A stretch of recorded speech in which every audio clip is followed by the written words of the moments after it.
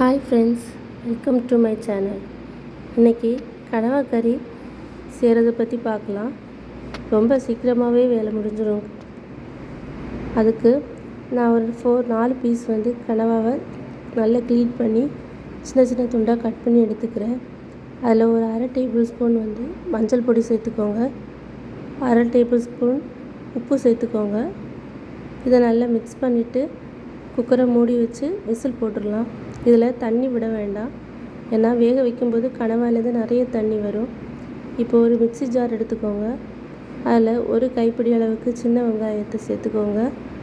அதில் ஒரு 1/2 table spoon மஞ்சள் பொடி, 1 டேபிள் ஸ்பூன் மிளகாய் பொடி, காரத்துக்கு ஏற்ப சேர்த்துக்கலாம்.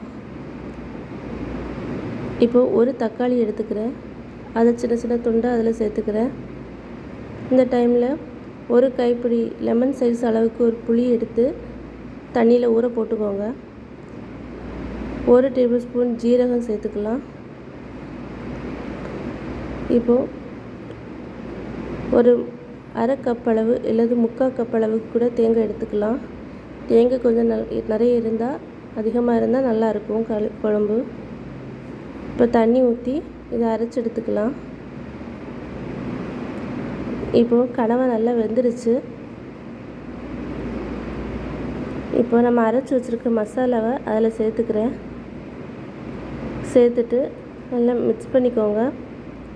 இப்போது புளியை நான் இந்த மிக்ஸி ஜார்லேயே கரைச்சி ஊற்றிருக்கிறேன். ஊற்றி மிக்ஸி ஜாரை கழுவி ஊற்றிக்கலாம். இப்போது தேவையான அளவுக்கு உப்பு சேர்த்துக்கோங்க.